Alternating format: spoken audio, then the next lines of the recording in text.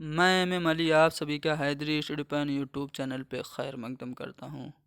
पिछली वीडियो में हमने एमपी टेट के ये 30 सवाल जो आपको दिख रहे हैं हल कराए थे और सभी सवालों से मुतालिक कुछ अहम जानकारियाँ भी आपको दी थी। उम्मीद है कि आप सभी ने ये वीडियो देख ली होगी। अगर नहीं देखी है तो डिस्क्रिप्शन में जाइए और देखिए। अब हम आगे बढ़ेंगे और बकिया जो 30 सवाल हैं यानी कि क्वेश्चन नंबर 31 से जो सवाल शुरू हो रहे हैं उनको हल करेंगे। शुरू करने से पहले आप लोग क्या कीजिए, हमारी इस वीडियो को लाइक कर लीजिए, शेयर कर दीजिए और हैदरी स्टडी पॉइंट को ज़रूर सब्सक्राइब कीजिए। अगर आप लोगों को ये जो स्लाइड है इसकी पीडीएफ चाहिए तो हमारे टेलीग्राम चैनल को ज्वाइन कर लीजिए, डिस्क्रिप्शन में आपको लिंक मिलेगी। चलिए क्वेश्चन नंबर 31 क्या कह रहा है, ये पेडागोजी का सवाल है। इसमें यह पूछा जा रहा है कि तदरीसी अमल को ज़्यादा बारआवर और नतीजा खेज़ कैसे बनाया जा सकता है। आप अपने टीचिंग प्रोसेस को ज़्यादा इफ़ेक्टिव और रिज़ल्ट वाला कैसे बना सकते हैं। अपनी खामोशी से बनाएंगे? बिल्कुल नहीं। क्या आप खामोश रहेंगे तो आपका जो टीचिंग प्रोसेस है वो इफ़ेक्टिव होगा? नहीं होगा। अपनी आलिमाना गुफ्तगू से आप टीचिंग के प्रोसेस को इफ़ेक्टिव बना सकते हैं। आप जाइए क्लासरूम में अपने इल्म की बड़ी बड़ी बातें कीजिए, अपने पीएचडी का फ़लसफ़ा छोटे बच्चों के सामने, प्राइमरी के बच्चों के सामने झाड़िए। तो क्या इससे तदरीसी अमल नतीजा खेज़ होगा? बिल्कुल नहीं होगा। अपनी इल्मियत का इजहार आप करेंगे, अपने नॉलेज को बहुत ज़्यादा शो ऑफ करेंगे, तब भी आप अपने टीचिंग प्रोसेस को इफ़ेक्टिव नहीं बना सकते। टीचिंग प्रोसेस आपका इफ़ेक्टिव कैसे होगा? आपके टीचिंग मेथड से होगा। अपनी जो तदरीसी हिकमत अमली आप यूज़ करेंगे पढ़ाते हुए, आप टीचिंग की जो स्ट्रेटजी बनाए हैं और जो उस स्ट्रेटजी के तहत आप टीचिंग मेथड जो क्लासरूम में यूज़ कर रहे हैं, उन टीचिंग मेथड से आप टीचिंग के प्रोसेस को क्या कर सकते हैं, इफ़ेक्टिव और रिज़ल्ट ओरिएंटेड बना सकते हैं। इसलिए तीसरा वाला ऑप्शन हमारा सही जवाब होगा। अगला सवाल ये है कि नज़्म जदीद के मुअज्जिद कौन माने जाते हैं। ऑप्शन में है मोहम्मद हुसैन आज़ाद, जो कि आपके आब हयात के मुसन्निफ़ हैं। दरबार अकबरी, सुखनदान फ़ारस, सैर ईरान इनकी तसानीफ़ हैं। शिबली नोमानी ये आज़मगढ़ में पैदा हुए। ठीक है। सीरतुन नबी इनकी मशहूर किताब है जो कि ये नामुकम्मल छोड़ के गए थे, फिर इनके शागिर्द सुलेमान नदवी ने मुकम्मल किया था। ठीक है। इनकी किताब है अल मामून, अल फारूक, शेरुल अजम, मुआज़ना अनीस व दबीर। इस्माइल मेरठी ये तो बच्चों के शायर हैं। नज़्म जदीद के मुअज्जिद कौन माने जाते हैं? तो यहाँ पे एमपी टेट की ऑफिशियल आंसर की में इसका जवाब मोहम्मद हुसैन आज़ाद माना गया है। ठीक है। तो यहाँ पे नज़्म जदीद के मुअज्जिद एमपी टेट की ऑफिशियल आंसर की के मुताबिक मोहम्मद हुसैन आज़ाद है। अगला सवाल यह है कि मुशब्बहा बे को बअैन ही करार देना क्या कहलाता है। जब किसी दो चीज़ को हम कंपेयर करते हैं और एक चीज़ को दूसरी चीज़ के बअैन ही करार दे देते हैं, ज्यों का त्यों बता देते हैं और उसमें हम कंपैरिजन वर्ड हर्फ तशबीह का इस्तेमाल नहीं करते हैं, तो वो क्या कहलाता है। जैसे ऊँट रेगिस्तान में बहुत तेज़ चलता है तो कह दें कि ऊँट रेगिस्तान का जहाज़ है। Camel is ship of desert हम कह दें तो इसमें क्या होगा, इसमें मेटाफर होगा, यानी कि इसमें इस्तिआरा होगा। अगर मैं ये कहता कि ऊँट रेगिस्तान के जहाज़ की तरह है तब आपका सिमली यानी कि तशबीह होता, लेकिन मैं क्या कह रहा हूँ, मैं कह रहा हूँ ऊँट जो है रेगिस्तान का जहाज़ है। तो ये क्या हो गया, ये एक चीज़ को बाएं नहीं करार दे दिया गया दूसरी चीज़ के, तो इसमें इस्तिआरा हो गया। कोई बच्चा पढ़ने में कमज़ोर है तो टीचर उसको कह देता है गधा है, ये लड़का गधा है। अब यहाँ पे वो ये नहीं कह रहा है कि ये बच्चा गधे की तरह है। अगर गधे की तरह कहता तो वो तशबीह होता, लेकिन वो डायरेक्ट कह रहा है गधा है, तो इसलिए ये बाएं नहीं एक चीज़ को दूसरी चीज़ के करार दे रहा है। तो ये आपका हो गया क्या, इस्तिआरा हो गया। तो जब एक चीज़ को यानी कि जिससे तस्बीह दी जा रही है मुशब्बहा को बऐन ही मुशब्बह बिही करार दिया जाए तो वो इस्तिआरा होता है। जैसे एक बहुत ही मशहूर शेर है कि किस शेर की आमद है कि रन काँप रहा है, किस शेर की आमद है कि रन काँप रहा है। तो यहाँ पे हज़रत अब्बास अलैहिस्सलाम का ज़िक्र हो रहा है कि वो जब मैदान में आते हैं तो फ़ौजी अशकिया काँपने और थरथराने लगती है। तो यहाँ पे हज़रत अब्बास को ये नहीं कहा गया कि वो शेर की तरह हैं, डायरेक्ट उनको कह दिया गया कि शेर की आमद है, यानी कि हज़रत अब्बास अलैहिस्सलाम को शेर बता दिया गया।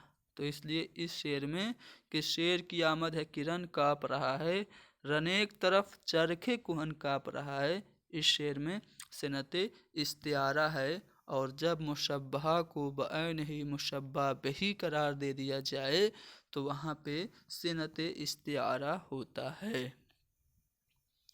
तदरीस एक ऐसा अमल है जिससे तलबा के अंदर आप टीचिंग के प्रोसेस के तहत स्टूडेंट में क्या पैदा कर सकते हैं, मेहनत करने का जज्बा पैदा कर सकते हैं, सोचने की कुव्वत यानी कि थिंकिंग करने की एबिलिटी, चिंतन की शक्ति आप उसमें पैदा कर सकते हैं, काहिली पैदा कर सकते हैं। काहिली तो होगा नहीं, सबक याद करने की आदत, यहाँ पे याद करने की बात हो रही है, ये दोनों ऑप्शन आपका निगेटिव हो गया।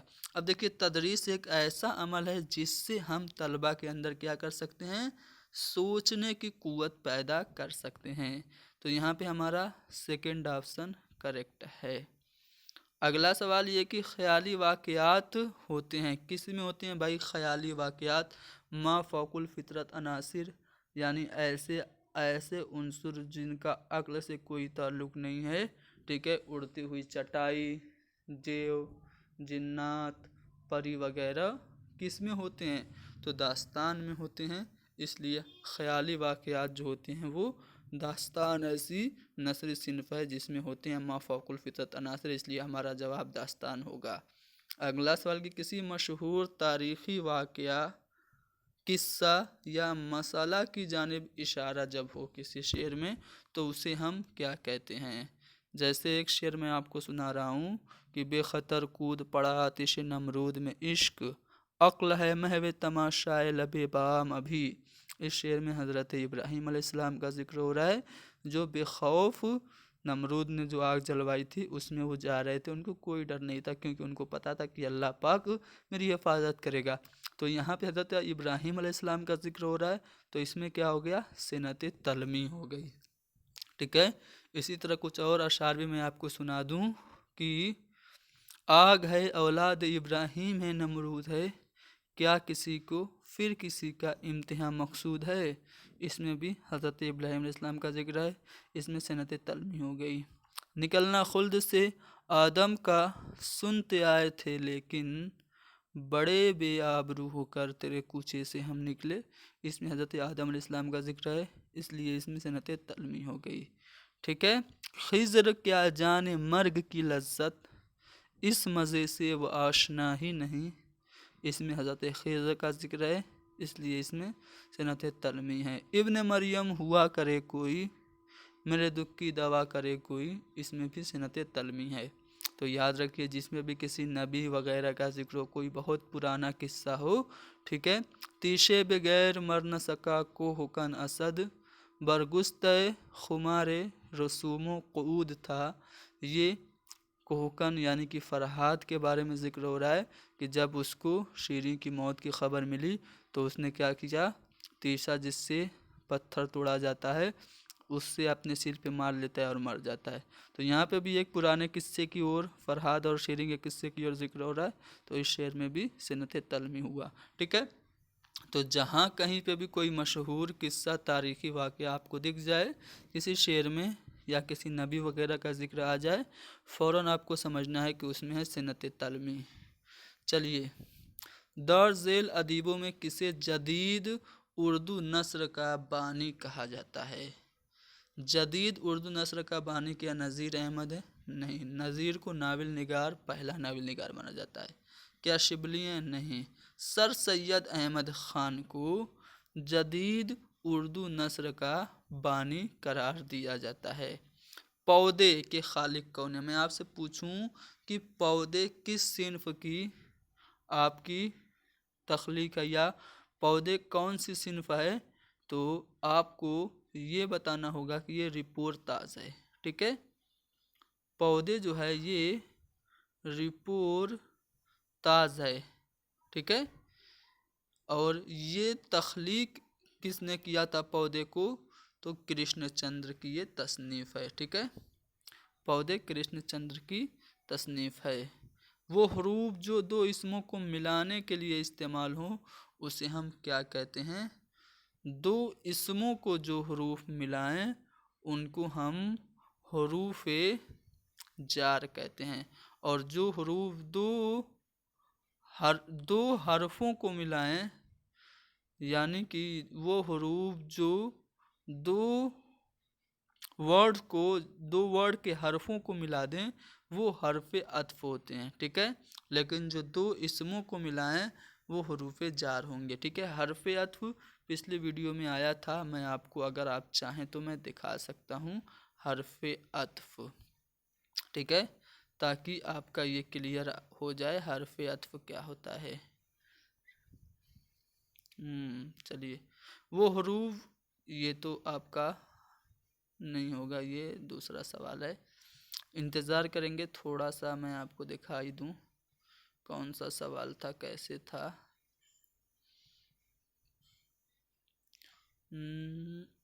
एक सेकेंड इंतज़ार करते रहेंगे आप लोग। कहाँ गया भाई, जब ढूंढते हैं तो नहीं मिलता है, जब ढूंढेंगे तो नहीं मिलेगा। चलिए एक बार ऐसे ही स्क्रॉल करते हुए चलते हैं, अगर मिल गया तो ठीक है, वरना मैं इसलिए दिखा रहा हूँ ताकि आपको हरफ अत्फ और हरफ जार में जो कन्फ्यूज़न रहता है वो आपका क्लियर हो जाए, इसीलिए मैं सोच रहा हूँ कि आपको दिखाई दूँ। कहाँ गया भाई, कहाँ गया, कहाँ गया, कहाँ गया, कहाँ गया, नहीं है मिला जी। चलिए कोई बात नहीं, हाँ मिल गया। वो हरूफ जो दो कलमों को मिलाएं, ठीक है, जो दो कलमों को मिला दें वो कहलाते हैं हरूफ अत्फ, और जो दो इसमों को मिला दें ना वो आपके कहलाते हैं क्या, जो दो इसमों को मिला दें वो आपके हरूफ जार कहलाते हैं। ठीक है ना, वो हरूफ जो दो इसमों को मिलाने के लिए इस्तेमाल हों उनको हम हरूफ जार कहेंगे। उम्मीद करता हूँ हरफ अत्फ और हरफ जार में जो कन्फ्यूज़न है आपका दूर हो गया होगा। चलिए, नाविल की तदरीस के लिए उस्ताद को चाहिए कि सबसे पहले वो तलबा को क्या करे, नाविल के आगाज़ व इर्तिका पर गुफ्तगू करे, या फिर नाविल की ज़बान पर गुफ्तगू करे, या फिर नाविल की कहानी को वो पेश करे, या फिर नाविल के अज्जाए तरकीबी से बच्चों को आगाह करे। तो जब आप एज ए टीचर नाविल की टीचिंग करेंगे तो आप क्या करेंगे, नाविल के जो अज्जाए तरकीबी हैं उनसे बच्चों को आगाह करेंगे। ठीक है, चलिए आगे बढ़ते हैं अगले सवाल पे। क्वेश्चन नंबर 41 क्या कह रहा है कि दर्ज दिल मिसरा किसका है, बेदरो दीवार सा एक घर बनाना चाहिए। ठीक है, इसका जो दूसरा मिसरा है आपको कमेंट में लिखना है। ये जो मिसरा है वो गालिब का है, मिर्ज़ा गालिब का ये मिसरा है। उर्दू में अफसाना की बुनियाद गुजार माने जाते हैं। अफसाना किसने शुरू किया, यानी अफसाना के मुअज्जिद कौन है, तो मुंशी प्रेमचंद को, ठीक है, पहला अफसाना निगार माना जाता है। जबकि नावल निगार की बात करें तो वो डिप्टी नज़ीर अहमद हैं। मुंशी प्रेमचंद के अफसाने की अगर मैं बात करूं तो सोज़े वतन उनका पहला अफसानवी मजमुआ था, उसमें दुनिया का अनमोल रतन उनका पहला अफसाना था। इसके अलावा बड़े घर की बेटी, इसके अलावा गिल्ली डंडा और हामिद जिसमें कैरेक्टर होता है ईदगाह, ये सब पूस की रात, नमक का दरोगा, ये सब प्रेमचंद के अफसाने। नाविलों की बात करें तो असरार माबिदीन का पहला नाविल है। गौदान, गबन, मैदान अमल, पर्दा मजाज, निर्मला और बेवा वगैरह इनकी क्या हैं, नाविल हैं। ठीक है, तो अफसाने और नाविल प्रेमचंद के कुछ अहम मैंने बता दिए। चलिए, दर्ज इल्म में किसका ताल्लुक 18वीं सदी से है? तो मीर तकी मीर जो हैं वो 18वीं सदी से ताल्लुक़ रखते हैं। खुदाए सुखन ना खुदाए सुखन रेख्ता गोयान हिंद का उस्ताद आज़म, कुनूती शायर और शायर बेदिमाग इनको कहा जाता है। एक अच्छे उस्ताद का क्या काम है? तालिब इल्मों के सीखने में जो दुश्वारी आती है, जो प्रॉब्लम्स हैं सीखने की, उनको वो दूर करे, उनको सॉल्व करे, वो अच्छा टीचर होगा। या फिर तालिब इल्मों को वक्त पर स्कूल आने के लिए वो मोटिवेट करे, तो वो अच्छा टीचर होगा। या फिर तालिब इल्मों में बहस मुबाहसा करवाए, डिस्कशन करवाए, या फिर तालिब इल्मों को सबक याद करवाए। तो एक अच्छा टीचर वो होगा जो स्टूडेंट की लर्निंग में आने वाली डिफ़िकल्टीज़ हैं उनको वो सॉल्व कर दे, प्रॉब्लम्स को सॉल्व कर दे। तो यहाँ पे पहला वाला ऑप्शन हमारा सही जवाब होगा। ठीक है, हाथों का तराना किसकी नज़्म है? तो हाथों का जो तराना है ये नज़्म क्या कैफ़ी की है, मखदूम की है, अली सरदार जाफरी की है, या फिर मजाज लखनवी की है? तो हाथों का तराना ये नज़्म अली सरदार जाफरी की है। अली सरदार जाफरी के बारे में मैं कुछ बातें आपको बता दूं। इनको ज्ञानपीठ अवार्ड मिल चुका है। कब मिला है? 1997 में, 1997 में इनको मिला था। कुल 4 लोगों को मिला उर्दू में ज्ञानपीठ अवार्ड, फिराक गोरखपुरी को, फिर अली सरदार जाफरी को, उसके बाद कुरतुलैन हैदर को, और आखिर में शहरयार को। ये 4 लोग उर्दू में ज्ञानपीठ अवार्ड पाए थे। तो अली सरदार जाफरी को भी मिला था। इनकी तसानीफ में आपको बता दूं, एशिया जाग उठा, एक ख्वाब और, खून की लकीर, लहू पुकारता है, लखनऊ की 5 रातें, नई दुनिया को सलाम, ये किसका खून है, ये सभी तसानीफ किसकी हैं? अली सरदार जाफरी की हैं। इस्म की अच्छाई या बुराई बयान करने वाले को क्या कहते हैं?